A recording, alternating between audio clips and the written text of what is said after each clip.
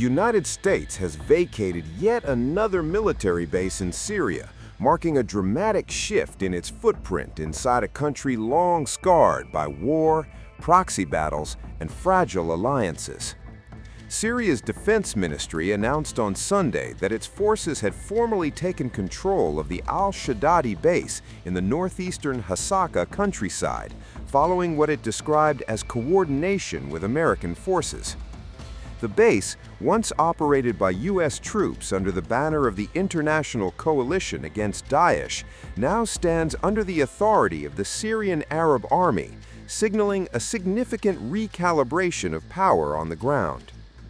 According to the ministry's statement, the handover came peacefully, but its implications are anything but quiet, as Washington continues to unwind its military presence in a region once considered strategically vital. Al-Shadadi sits near a town that housed a prison where Kurdish forces detained members of the extremist jihadist organization Daesh before Syrian government forces advanced into the area last month. This development comes just days after the United States confirmed it had vacated the Al-Tanf base, a remote but symbolically potent outpost near Syria's borders with Jordan and Iraq. For years, American troops stationed at Al-Tanf and Al-Shadadi were part of the coalition effort that led to the territorial defeat of Daesh in 2019, working closely with Kurdish-led forces on the ground. The Syrian Democratic Forces, known as the SDF, were Washington's principal partners in that campaign, spearheading operations that dismantled the so-called caliphate across large swaths of eastern Syria. However, the political landscape shifted dramatically after the fall of longtime ruler Bashar Assad in December 2024, a development that reshaped alliances and forced strategic reassessments in Washington. Since then, the United States has drawn closer to the new government in Damascus, recently signaling that its reliance on Kurdish-led forces had largely passed in the evolving security environment. Yet even as bases are vacated and partnerships recalibrated, the threat posed by Daesh has not disappeared, lingering in the shadows despite its loss of territorial control. On Saturday, U.S. Central Command confirmed that American forces had conducted more than 30 strikes against Daesh targets across Syria earlier this month. Between February 3rd and February 12th, those strikes targeted infrastructure and weapons storage sites, underscoring that while ground presence may be shrinking, air power remains firmly in play. From February 3rd to 12th, CENTCOM forces hammered over 30 terrorist targets with 10 precision strikes, using jets, helicopters, and drones to obliterate infrastructure and weapons caches.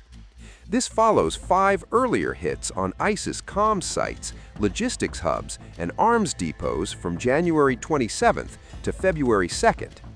It's all part of Operation Hawkeye Strike, launched after ISIS ambushed U.S. and Syrian troops in Palmyra on December 13th, killing 2 American service members and an interpreter.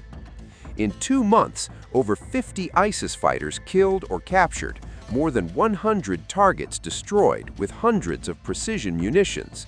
Pressure's on, ISIS is crumbling. The message from Washington appears layered and deliberate. Boots may be stepping back, but the capacity to strike remains intact and ready. For Damascus, the takeover of Al-Shadadi represents both a symbolic restoration of sovereignty and a practical expansion of control over strategic territory in the northeast. For the Kurdish-led SDF, the evolving dynamic raises pressing questions about future security guarantees and political leverage in a Syria still navigating transition.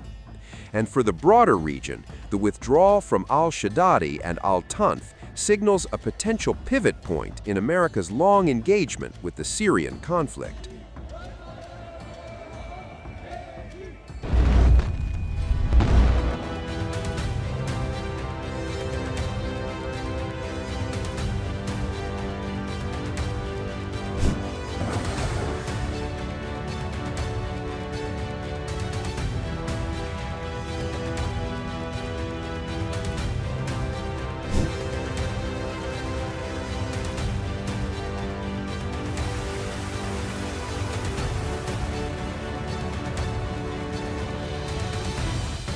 The United States Central Command has confirmed a fresh wave of American strikes in Syria. Between February 3rd and 12th, U.S. forces carried out 10 separate airstrikes, hitting more than 30 ISIS-linked targets across the region. According to CENTCOM, the targets included terrorist infrastructure and weapons storage facilities. The strikes were conducted using both manned aircraft and armed drones.